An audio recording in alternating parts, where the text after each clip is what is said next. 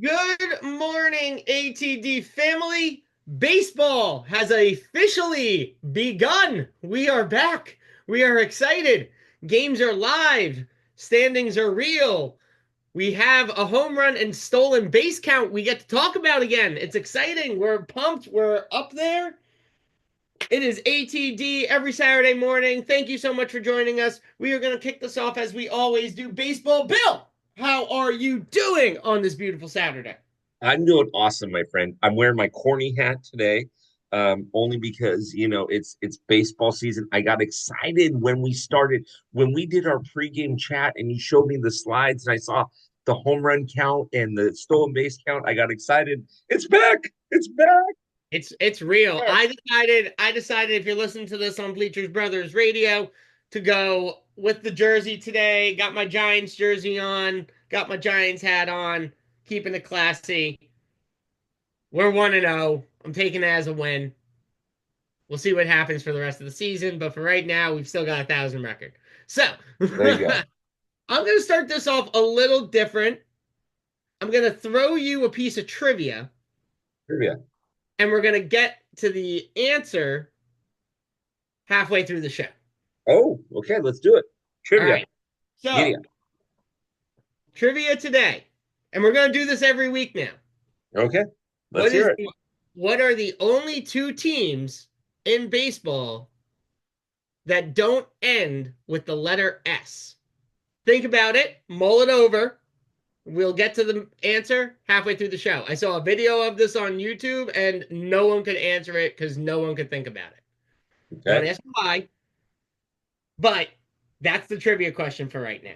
So, we're going to always want to thank our amazing sponsors that support us here at Top Film Rivalry and ATD to allow us to do what we do so we can give you some great sports knowledge. First and foremost, the Inland Empire running on Dunkin' Donuts with a number of locations. I can't keep track of them all in my own head, so I have to refer to Baseball Bill for this. Bill, what are all of these locations that the Inland So Empire you've runs on? got one in Colton, another one opening up in Colton. You've got Upland, Fontana, Rancho Cucamonga, and the Ontario Airport. How often do you have to like practice saying all of these locations to have them embedded in your head? You know what, Sam? You'd be amazed at what I could get accomplished when I put my mind to it. It's kind Oh, of like that line from Back to the Future. When you put your mind to it, you can accomplish anything, right? that's it. That is it. That is it. We thank the Inland Empire running on Duncan. Also got to throw out that big old shout out to the amazing Ruby's Diner, specifically the one on the PCH Pacific Coast Highway. Bill, what are our friends over at Ruby's Diner able to give us? Give you? You know what? They are on PCH and they have the absolute breathtakingest view. I can't wait to get you out here. I cannot wait to get you out here. And you can see it. There's a rooftop out there. So, get yourself the rooftop access. Get yourself some good food out there, man. They got some shakes that just do not stop. They're amazing. And what about this Drunken Gentleman's t-shirt company? Oh my gosh, Josh over there, Drunken Gentleman, this dude is amazing. I talked to him 2 days ago. We've got an event with him we got an event with him next weekend, and we got an event with him in May. I got to tell you, it's going to be absolutely epic. Epic. This guy does such a great job with his clothing apparel. You got to check him out online. I mean, these guys are so cool, man. Lots of introductions coming your way when you get out to SoCal, my friend. Oh man, I can't wait. Well, as always, we gotta thank our sponsors for allowing us to do what we do so we can give you the thing, give you, our fans, some great sports knowledge, some great sports stats, and some great sports baseball enthusiasm. This is where I'm gonna put it. Nice. Well, we're gonna get into the standings. We've got standings again. It's amazing. It's finally here. The fact that we can actually talk about it is like mind blowing. I'm sitting back in my chair just because I can't believe we waited all this time and now it's here. Bill, why don't you take me through the AL East? AL East, Yankees obviously won their home opener. Rays looked good. Orioles have split so far. The Red Sox have split so far. Although I was watching the Red Sox. I was watching the Red Sox Rangers game yesterday, and them Red Sox are going to be very, very, very competitive. They got this fight in them that I wasn't expecting. I think the Blue Jays are going to underperform. So Yeah, I can see that. You know, you're talking about one of the top three divisions in baseball with the AL East, probably one of if not the toughest division in the league right now. A lot of competition. Um, it's going to be exciting to see how this division plays out throughout the season. Again, we're only 2 games in, but you know, it's going to be fun. Taking us to the AL Central. Let me have it. White Sox are in first place, everybody. Mic drop, end of the show. White Sox are in first place. No, White Sox. Congratulations! White Sox, and I'm going to talk about this when we talk about some surprises. But White Sox win game one. Guardians win. Uh, the Twins are going to be the Twins. The Tigers, don't be fooled with that 0-2 record. The Dodgers are a very good team, and the Dodgers had a walk off last night. They are very resilient. The American League West, the Athletics are in first place with the Astros. Um, I'm concerned that the Angels are going to underperform this year. Yeah, I mean that AL West is basically is gonna basically be a toss up. Yeah, Um, you yeah, know, you got now. Granted, the Athletics, the Astros, the Mariners, and the Rangers all are 1-1 right now, so it's pretty even. Angels have only played 1 game, so they're 0-1. I agree with you. I do think they're gonna underperform. They've been underperforming for the last couple of seasons. Um, they're it and I look at that as being the biggest crime for Mike Trout. yeah.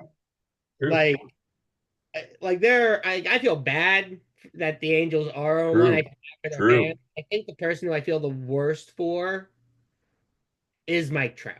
He, you know, he's a stud player playing.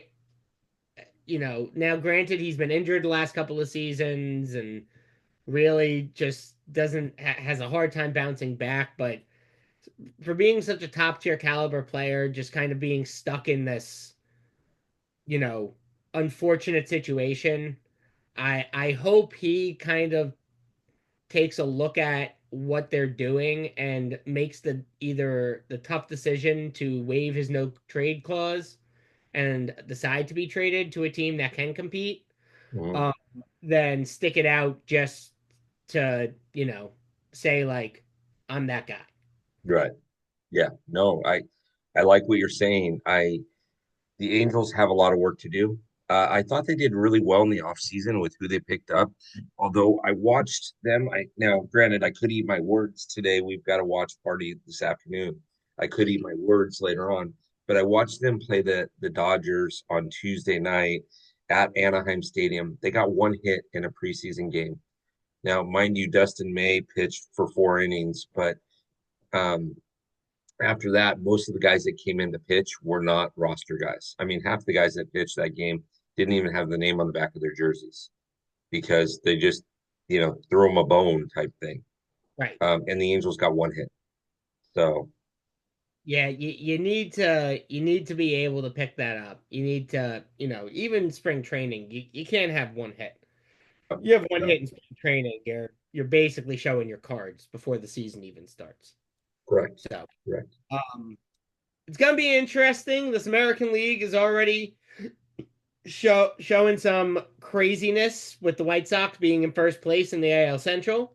But we all know that'll shake itself out as it always does. I wouldn't be surprised if next week the White Sox were at the bottom of that list, but who knows? It's baseball. Anything could happen. Looking at the National League, Phillies starting off 1-0, Marlins and Mets tying it up in the season. Juan Soto uh giving it away in game 1 of the Mm-hmm. season. Uh doing what Juan Soto does, striking out.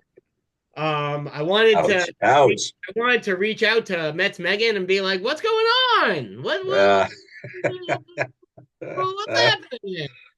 Um, And then you got the Nationals at 0-1 and the Braves at 0-2. Now, Bill, seeing the Braves at the bottom of this list is not something we're familiar with. I don't think we've seen a Braves at the bottom of a standings board in 4 years. Yeah. Um, Yeah. do Small do sample size, but yes. do Yes. we need to be concerned with that for the Braves? Nah. Now, the opening series. So here's the thing: the way that I feel about the opening series. The opening series is always a lot of hype. Now, if the Braves are in 20 games, if the Braves are 10-10, yeah, I'm going to get concerned. But right now, with the Braves 0-2, the Padres, they're in San Diego. Here's the issue the Braves have, though. They've got to win this weekend. They have a 4-game series against the Padres, so they've got to split this 2-2 because they go to LA. Their next series is in LA, Yeah, and right now the Dodgers are rolling a little hot. They're coming yeah. in hot. Oh yeah, they are. Moving over to the NL Central, Cardinals right now leading that division, which is a shocker, I think, to everyone in baseball. Yeah. Pirates 1-1, Reds and Brewers 0-1, and then the Cubs at a 1-3 record, trailing in that division. Reds had a tough game against the Giants. Mhm. Winning that game up until the ninth inning. Then you had Patrick Bailey with a slap single, bringing in Jung Hoo Lee, and then Wilmer Flores coming out with a moonshot to the outfield to bring the game up and get them winning. Uh, what was it, 6-4? Um, do the Reds need to be do Reds fans need to worry about this NL Central division with a tough Pirates team and obviously the Brewers doing what Brewers do as the season goes on? No, in fact, I picked the Reds to win the division. You're right. That game was a tough game, and honestly, the Pirates even should be 2-0. The Pirates bullpen fell apart against Miami on opening day. The Pirates should be 2-0. Uh, Down the stretch, I think you're going to see the Reds and the Pirates duke it out for the top dog. Don't count the Brewers out. Don't count the Cardinals out. Also, don't count the Cubs out. The Cubs are 1-3, but they they got a good enough team where they can bounce back. Justin Steele is a very good pitcher. Yeah, He's a very good pitcher, and he's going to figure it out. So yeah, no question about that. And then moving over into the NL West, Bill's prediction is still currently alive and well. 4-0 Dodgers leading the entire baseball world with 4 wins, no losses. But we're in another tough division right here. You got the Padres 2-0. If you're listening to this on the radio and you can't see Bill's face, Bill's got the biggest grin from ear to ear right now. But you got the Giants 1-0, the Padres 2-0, D-backs 1-1 with a really tough injury that we'll talk about when we get to the injury report. And then the Rockies doing what the Rockies do, starting off the season 0-1. yeah, So obviously the Dodgers, are the team to beat in baseball.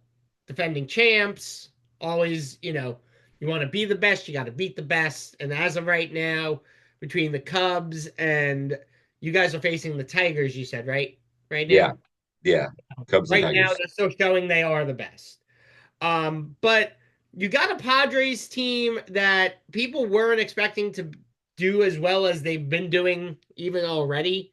And then the Giants coming back in that game Yeah, against the Reds, playing with a level of energy that you haven't really seen in a number of years. yeah, Um, 100%. you know, Now obviously I'm not gonna just say like, do the Dodgers need to be worried because the Dodgers are gonna do what the Dodgers do. But does the way the Giants came out of spring training and starting off the season, the way the Padres are starting off the season, kind of put a little bit of interest more into this NL West division, Mhm, with how tight it's going to be down mhm. the stretch. Could be. Could very well could be. Yeah. The four teams, there's 4 teams in the National League West that are going to compete. Um, and we've talked about this already before. And the Giants and the Diamondbacks, and we'll talk about the Diamondbacks in a second. The Giants and the Diamondbacks are going to compete. I've already said this. I actually think the Giants are going to come ahead of the Padres and come in second place. Now, don't get me wrong. I'm not trying to be a homer here, but don't get me wrong. Unless a lot of things turn south, um, I can easily predict that the Dodgers are going to run away with the West. I'm not saying that to be a homer, but Sam, tell me I'm wrong on that, please. No, again, we are early in the season, Yep. and you know me, I'm a homer through and through. Hmm. Um, I'm not saying that you're wrong, but being that it is still this early in the season and the Dodgers have been blessed by the baseball gods with Hmm. not being too injury ridden over the last couple of years. Think about it, honestly. Look, minus Shohei Ohtani, who only hit for you last year, and losing Dustin May, and Clayton And Kershaw losing down and season. losing Tony Gonsolin and losing Clayton Kershaw and losing Emmett Sheehan, Okay, and losing River Ryan. Yeah, no, we had our injury. Like, here's the thing: the Dodgers last year were good. They were a good team. They won the World Series. They were a good team. This year, they are a much better team from a pitching perspective, which is yes, dangerous. I do agree, but what I will also say is that the majority of your starters have not been like again Goslin, Dustin May, Clayton Kershaw. To me, at this point, is not a regular starter. Just he's been plagued with injuries the last couple of years, taking him out for multiple games. A lot of times it blocks him out for half the season, comes in at the end of the season, really picks it up, gives them the push that they need. You're going to see that this season. He's starting the season off on the IL with the toe injury. Um, but you have a number of pitchers that haven't been plagued with injury. And what my worry is that if those injuries happen, or you've got certain fielders that haven't been plagued with injuries, have those injuries happen, that is where things could become much more interesting. 100%. And like I said, unless a lot of things go wrong, Yeah, a lot of things go wrong, which again, I'm you not know, a big fan of Shohei pitching a lot this year. I would prefer Shohei to only pitch 100 innings or less.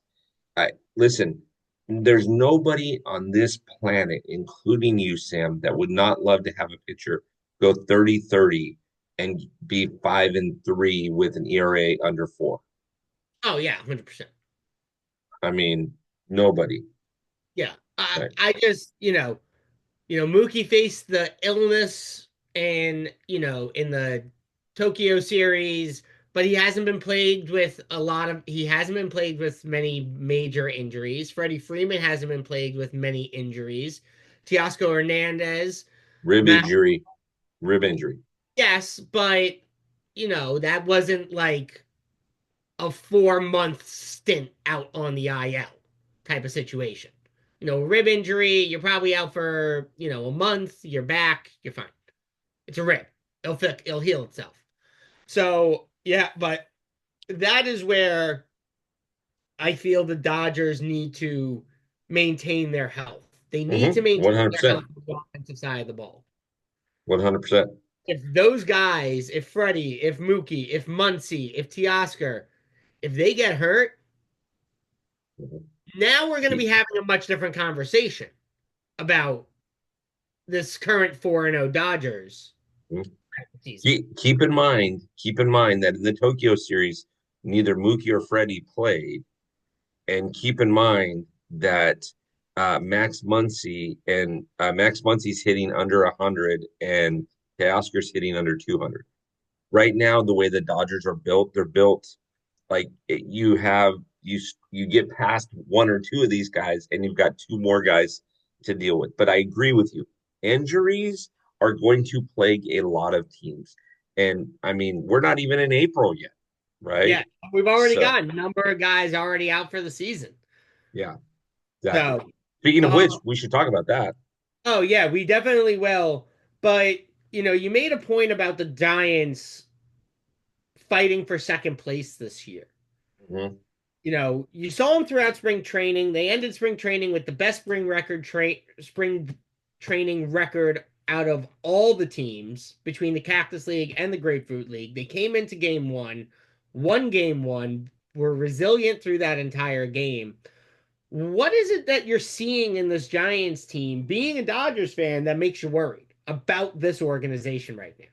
Worry is a strong word because I still think the Dodgers are going to run away with this division. But as far as worry for other teams, as long as they can stay healthy, healthy's the key, right? As long as they can stay healthy, they won't have a lot of issues. As long as they stay healthy and they can stay resilient. I mean, Yeah, there's a lot of resiliency there. that So is true. All right. Before we gotta get back to thinking, we gotta get to this injury report real quick, and then we're gonna get to our trivia question, get an answer out of Bill, see if he knows the answer. I'm sure he does. Bill's quite an intelligent baseball mind. But we're gonna get back to it. But looking at this injury report, the big injury on this list, Jordan Montgomery out for the season, getting Tommy John surgery. How is this going to impact the D-backs rotation going throughout the season?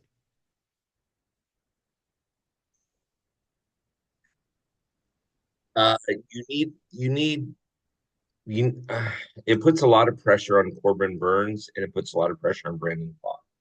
You need you need full swing ahead, right? And you're not going to get it without that. Yeah. And that's a shame, right? Yeah. Um, Also going through this list, Drew Thorpe is out for the season with an elbow injury. I'm assuming that one's also a Tommy John situation. Chris Murphy is out for the first half of the season, expected back by June 1st for Boston, as well with an elbow injury. A lot of elbow injuries this week. Um, and then I'm finishing up with Shane Bieber, again with an elbow injury. He's expected to be back by July 1st. Out of those four injuries I just went through, is Jordan Montgomery the most impactful injury on out of those four? Is his injury going to impact their team more than the others? Sam, that's an amazing question. And my answer is going to be no. And here's why. Okay. Here's why. Arizona is battling and again, we're not even in April, guys, so I'm not calling this to be calling this, but we're not even in April yet. And so the Arizona's battling for a wild card spot, conceivably. But Shane Beaver and Cleveland are battling to win the division. And unfortunately for them, I have a sneaky suspicion that it's either win or go home. And so they I think you have more of an impact on that one than you do others, but I could be wrong. I think that's fair. What about these last three injuries we got on the injury report this week? So uh, Jeff Criswell out for the season. That just another blow to the Rockies, right? Yep. Rosario out. Clayton Kershaw being out is not the end of the world. We're expecting that he'll be back on June 13th, right? But it could be a little sooner, it could be a little later. Frankly, the Dodgers don't need him right now. They Yeah, need him to continue to be a bench coach the way that he is becoming a bench coach. that's fair. So, I think yeah. that's a good way of putting it. So before we get to our sponsors, I gave Bill a nice little trivia question at the beginning of the episode. What are the only two teams in baseball that don't end with an S? And what are those two teams, Bill? Okay. So I know one's the Red Sox. Okay. Okay. I do not know the other one. I've been racking my brain. Who's the other one? The White Sox. Oh, shoot. Never mind. Oh, Sammy, you got me on that one. That's awesome. That is The only awesome. two teams that end their name with an X. I'm sitting there thinking, oh my gosh, yeah, good And it call, was on dude. the screen. It was on the screen. They I were was so throwing focused to on each the other. other stuff. I was so focused on the other stuff, man. All right, well, you know what? I went to public school. What can I say? Hey, I did too, but I figured that one out pretty easily. Uh, Awesome. Getting back to it, we gotta as well always keep thanking our sponsors. Yes. Ruby's Diner right out there on the PCH with that beautiful view. Make sure, as Bill mentioned, you get that rooftop seating so you can oversee everything. Excuse me. The Inland Empire running on Duncan with like 27 different locations throughout the entire area. I know I'm exaggerating, Bill. How many they got? Like eight, I think it's 6 or 7. six or seven. Yeah. And then Drunken Gentlemen's Club clothing as well. Got two sponsored events coming up with Top Fan Rivalry in the next couple of months. So make sure you're checking out all of our amazing sponsors. Go and support them like they support us. We can't do what we do without their support. We can't do what we do as well without your support. Yeah. So make sure you're supporting the people that support us. 100%. Bill, you said something at the beginning of the show that you were super excited about. Hmm? You're super excited about this. We got leaderboards again. We got leaderboards. We got Leaderboards. say it again. I said we got leaderboards. We got leaderboards. We got leaderboards. Uh, we're gonna be tracking how things are progressing throughout the season, but this year we got a number to beat. So last two seasons we've been tracking the stolen base count, we've been tracking the pitch count or the home run count. And last year's 2024 number of 3,617 stolen bases superseded 2023. So they are now the number to beat. And currently, we are starting off the season with 41 stolen bases in two games for the majority of for the league and four games for two teams. Um, Bill, is this a were you shocked by how low this was? Because I was kind of shocked by how low the Stolen stolen bases? base count was in the first two games of the season. No, actually, I wasn't. In fact, I'm looking at these numbers and I'm thinking to myself, we are definitely. I honestly think that we're definitely going to beat this number. I wasn't shocked at all. Okay. You expecting it to be right around this? I was actually expecting it to be closer to the 50-55 range. Yeah, but remember, so it's kind of funky. Like you had said, some teams have played 4 games, some teams have played two, some teams have only played one. Right. So, and to get people to run this early, watch in April. You'll see in April where this number will just balloon and go straight up. Yeah. That's fair. I think that's a good assessment. Right now, you got Jordan Beck, Cabrian Hayes, Trevor Story, John Beretti, Fernando Tatis, and about four others that I wasn't going to put on this list because we only do top five. All with two stolen bases. I think we had a handful of ones, people with one stolen base, and Mhm. then I would say about 93% of the league with none. Yeah, So I agree with Bill. This number is going to skyrocket. I would not be surprised if by next week Ellie De La Cruz was back on this leaderboard with four stolen bases. Um, because you and I both know you can't keep Superman down. Um, but this is Cabrian Hayes. Cabrian Hayes is going to be a guy you're going to want to watch this year running those yep, bases. absolutely. Absolutely. You're going to want to watch this guy. This guy's pretty good. This guy is he's between him and Skeens out there in Pittsburgh, those are two of the faces of the franchise at this point for the team, for the organization. And I think it's time for the league to finally take notice of what Brian Hayes can do. And I don't think don't call him Brian Hayes. It's Cub Brian Hayes. I said Nobody Cabrera. ever called him Brian Hayes. No, Don't I said forget the Cabrera. Cub before him. I said Cuh. I said Cuh No, I know. Brian. I just want everybody to make sure that they understand. Oh, I gotcha. Yeah, I don't see us having another 70 stolen base leader like we did 2 years ago with Ronald Acuna. I see Ellie De La Cruz getting up there in the high 40s, maybe low 50s range. Mhm. But when you look at what Brian Hayes specifically in Pittsburgh, that team over the last number of years has just never had, you know, after McCutchen left the first time, never had that guy. And I think now Brian Hayes came in a couple of years ago, started to showcase his talent, but it was overshadowed by just an abysmal Pittsburgh team. And now that you got a guy like Skeens coming in, who's going to be my pick for the NL Cy Young Award winner this year, guy's got like 9 different pitches he could strike a guy out with. Like, guy is just unbelievable.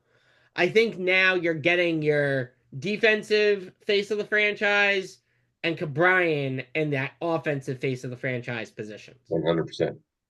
So Go moving on, KBH. KBH. Moving on from the stolen base leaders, we're going to get into this home run count. I think this might be where Bill thinks we're a little low on the home run tracker for right now. Yeah, this one I don't know that we're gonna beat the number though. Look, we went down almost a little over 500 home run or 400 home runs last year. I think we're gonna be right around where we were last year. But yes, this number is a little soft as well. You'll see that start to pick up, especially in the summer months when it gets hot out and the ball flies a little bit more, right? I mean, Yep. little humidity, that type of thing. So, but yeah, But yeah, this is soft. yeah, so last year's home run count ended at 5,453. However, the number to beat is the number we tracked from 2023, which is 5,868 home runs. Okay. So, will we beat it? Will we won't beat it? Who knows? Give us your guesses. Let us know on Instagram, YouTube. Send Bill or I a DM, slide into him. We'll see. Slide into home plate like that home run. But right now we're sitting at 63 home runs with, again, 2 to 4 games into the season. We got Eugenio Suarez for the D-backs leading baseball with a whopping 3 home runs. Three Now, ding dongs. Yep. now, if I hadn't done if you're watching this on YouTube, you'll see that I put 4 players below Eugenio Suarez from different teams. I could have easily just put 4 Dodgers players underneath because I think there's 4 Dodgers players right now that have 2 home runs, but I wasn't going to give Bill all that glory. I went with Mookie Betts. Um, but Adley Rushman, man, Adley Rushman raked in that first Opening day. Yeah.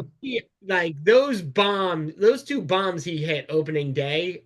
Oh my God. If they were in Camden, if they were in Baltimore playing, those things would have been out of the entire park. There's no Mhm. question. Like he just rocked it. 100%. And then you got 100%.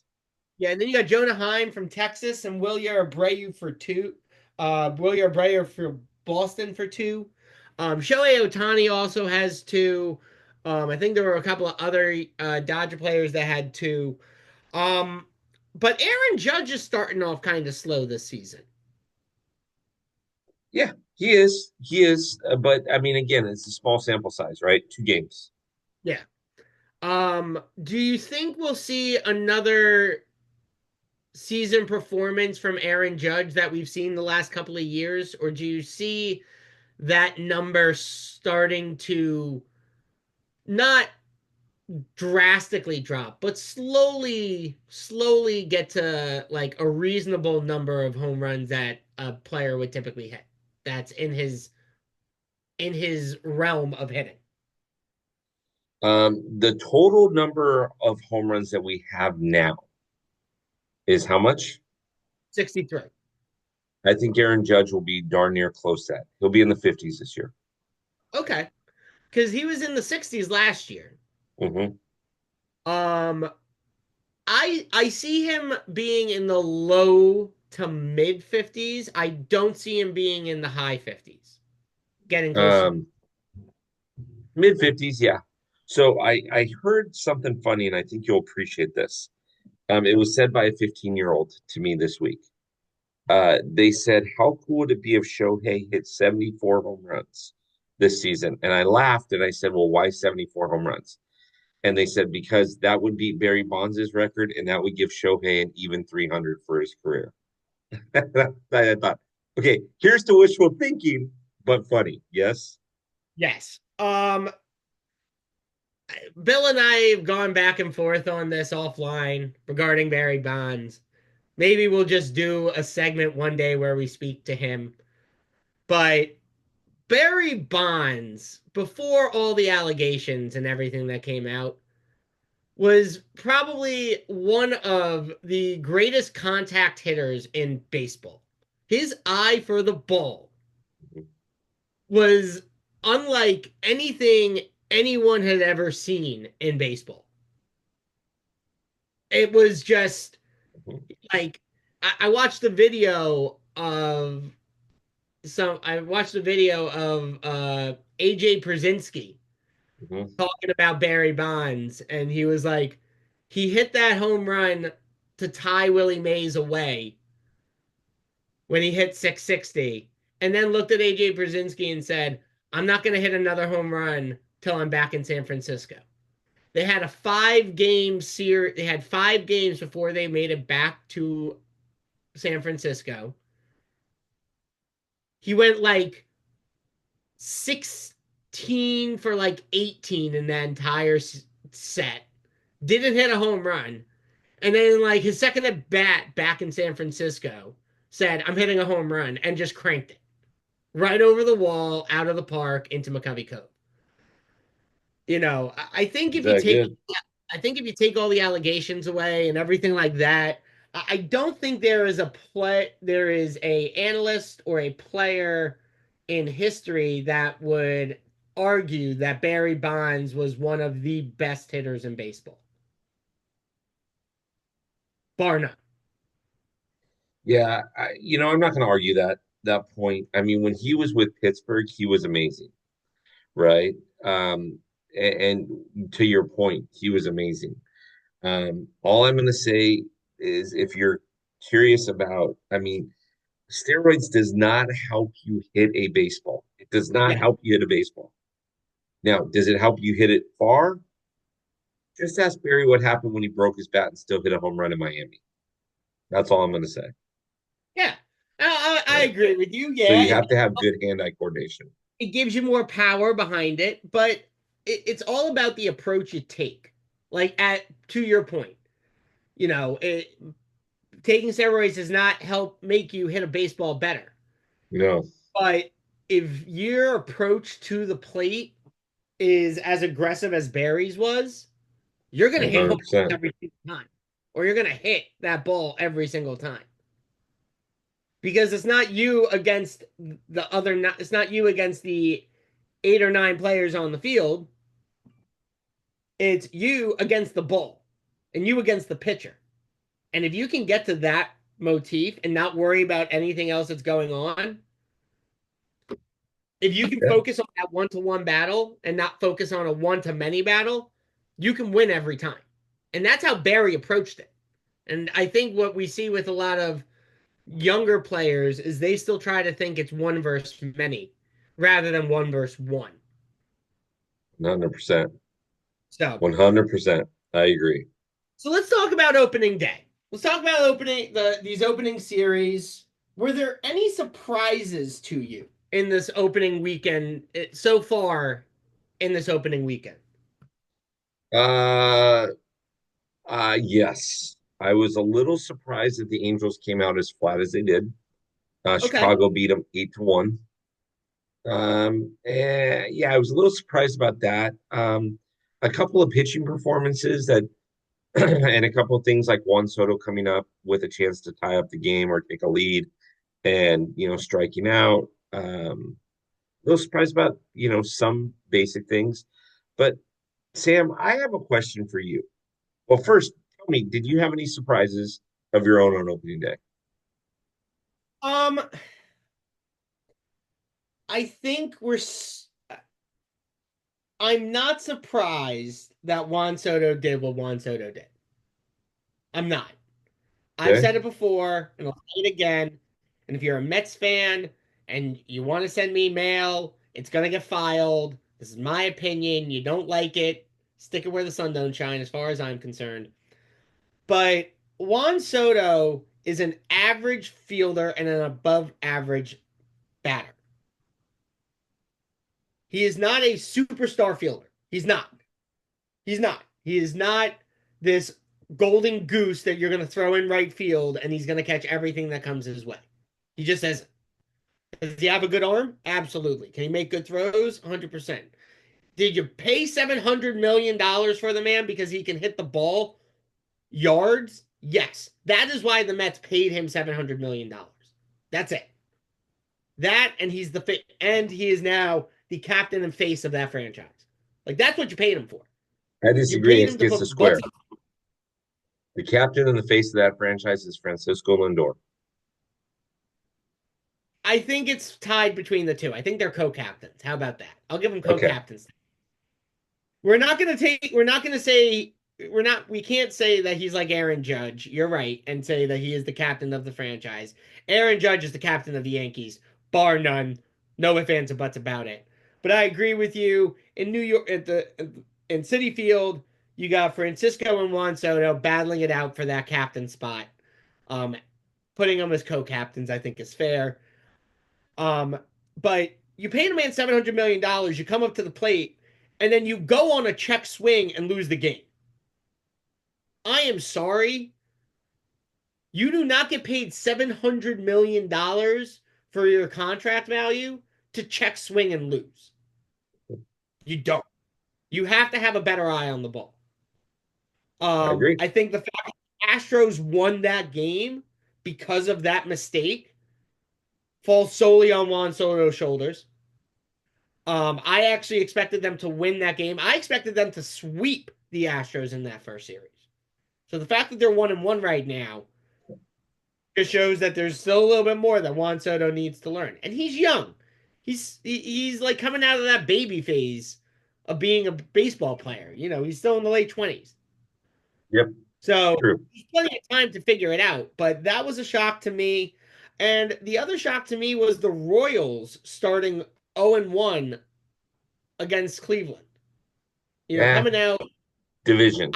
expected this Royals team to be a lot better. Um, so that I think was a little bit shocking to me.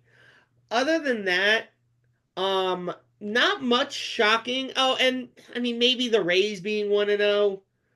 Um, Miami being 1-1. That's kind of shocking, but not crazy.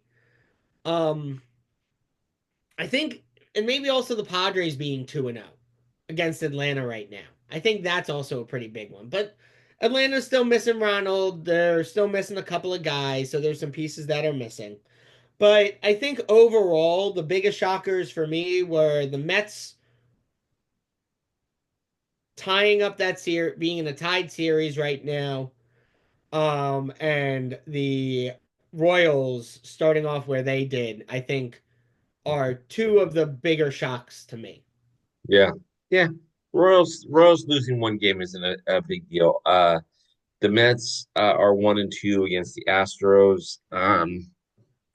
Again, the Astros are I don't know what they're going to do this 1-1 season. against the Astros. 1-1. Yeah, 1-1. But the way the Angels started out scared me a little bit. Um, and so I can't have faith in the Angels just because that organization has been abysmal for years. Like, I can't. Like, 100%, you had 100%. Shohei Ohtani and Mike Trout on your team, and you didn't make the playoffs. Like, I'm sorry. Like, what? Like what? Exactly. What? Exactly. Exactly. So, Huh? Doesn't make sense. yeah, Logically, exactly. doesn't make sense.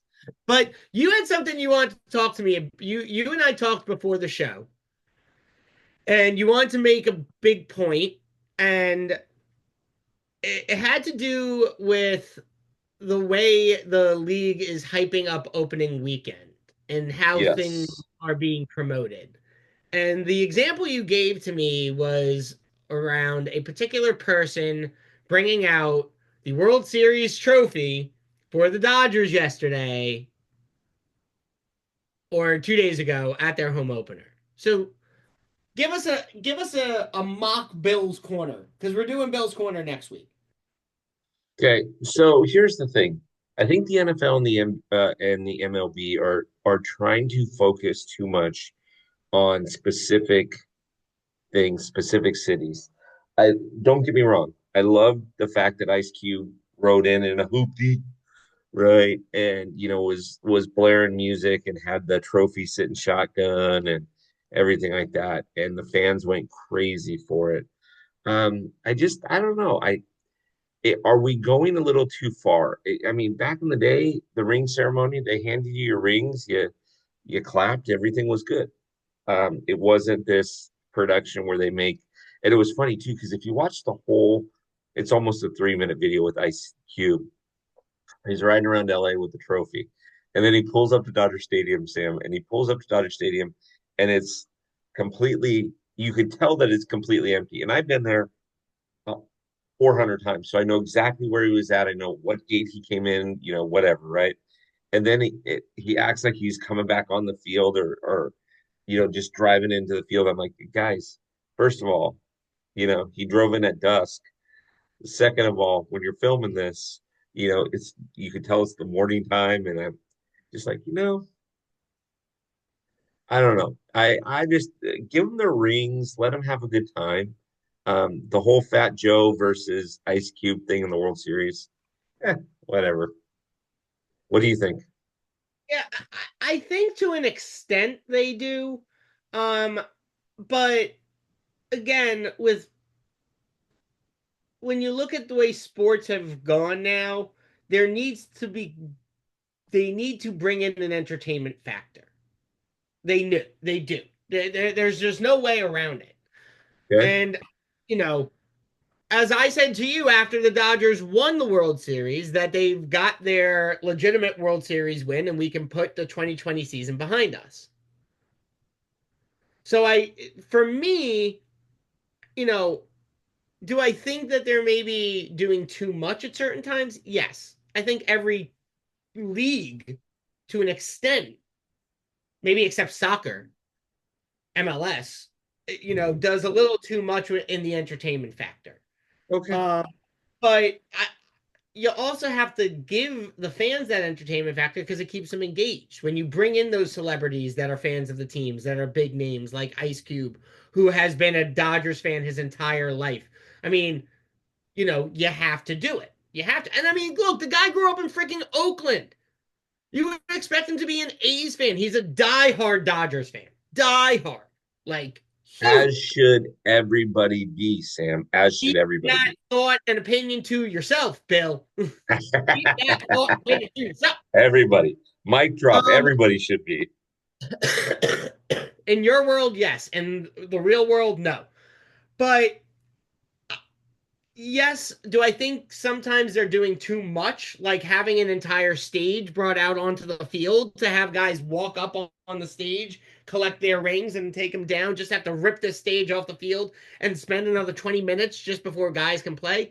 Absolutely. I think that's ludicrous. Bring out a freaking table, throw a skirt on it, put the rings on it, hand their guys the rings, fold up the table, bring it off the field, let these guys start playing. This entire ceremony business should take no more than 15 minutes. It should not be a 45-minute production that you have to hire an entire events crew to set up and build and put together. It's ridiculous. It is. Like, or do what NFL does. Do what the NFL does when it comes to doing a ring ceremony. They literally hold an entire beautiful reception for the Super Bowl winner, and they give all the rings out there. And then Yep. what do they do at the first game of their first home opener? They bring the championship out, they showcase it, they cheers it, they drop their banner. Game starts. Like, keep it short and simple. Keep it short and simple. Mhm. Fans don't need to sit there for an hour watching you set up a stage, hand out these rings, have a guy drive around with the trophy, then drive him off the field, break down this thing, and then have your guys need to warm up again because it's a nightmare. It's a nightmare. You Baseball has tried to consolidate the games to make them faster, and doing stuff like that just makes it so much longer. It's ridiculous. Yes, I So, appreciate that to an extent, yes, but in some cases, they need to have it. 100%. Bill, you have a fantastic Thank you. podcast for us this week. Give it Oh, I thought like, you were going to say I have a fantastic fandom with the Dodgers, but okay, thank you. I mean, Yes, you good do, pod. but we talk about that on a regular basis. We don't need to talk about when you talk a podcast schedule. There you go. There you go. American League with Ashley is on Monday. We are now into baseball season. We've got a lot to report on there. Suze is on. Welcome to the clubhouse, Suze, on Tuesday. She's the Yankees fan. Great gal, great interview. Maria, oh, great Dodger fan. So much fun. Welcome to the clubhouse. We have Unraveling the Red Sox. I'm sorry, Unraveling Baseball featuring Mike and Bill. Uh, on Thursday. And then on Friday, it's Two Girls with the Yaps featuring Delaney and Rachel.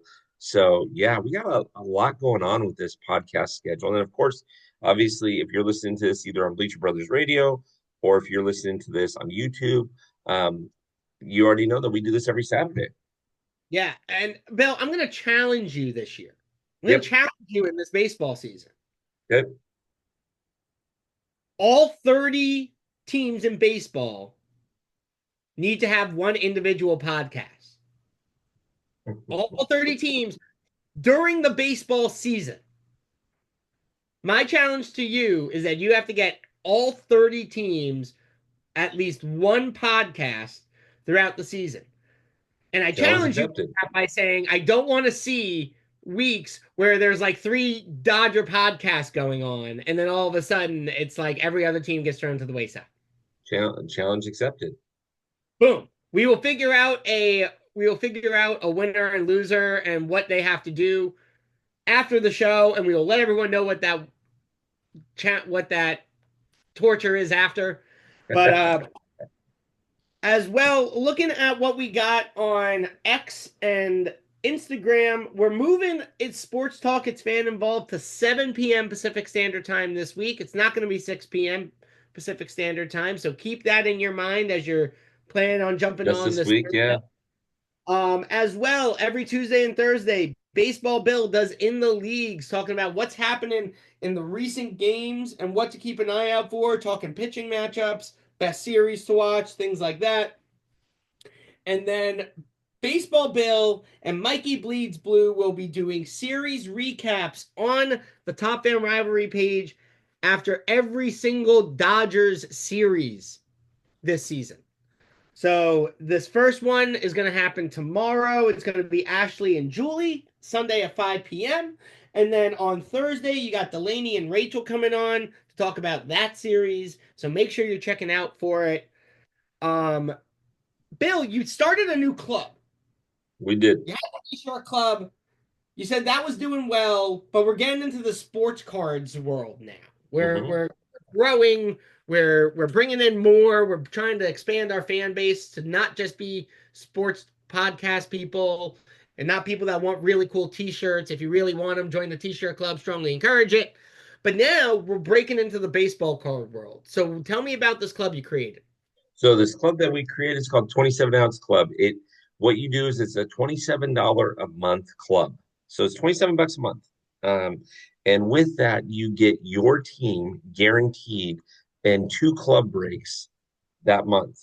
Now we're doing club breaks, or we're doing breaks every Monday.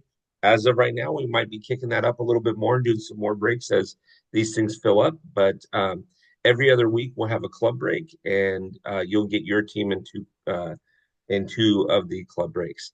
Then, in addition to that, you also get a $5 off coupon. So if you want to get into any of the other breaks, you want to get into any of the other things, you get that.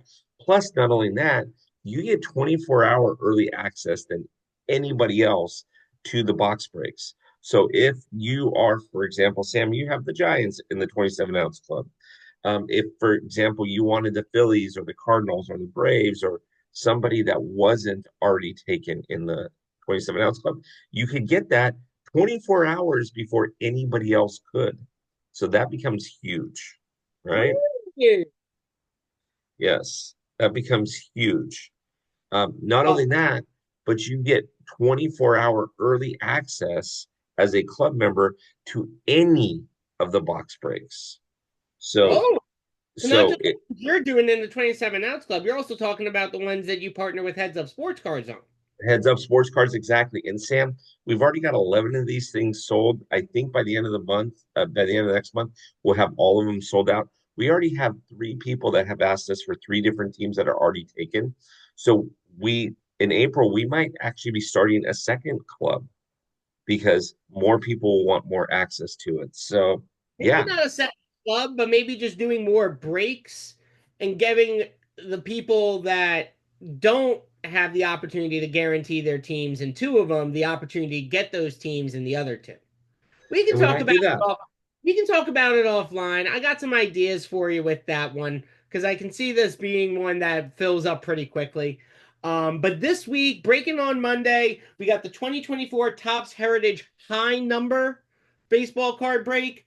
This is an awesome, awesome product. A lot. The cards are beautiful. Strongly encourage you if this is your first box break to get in ever. This is a great product to get in with.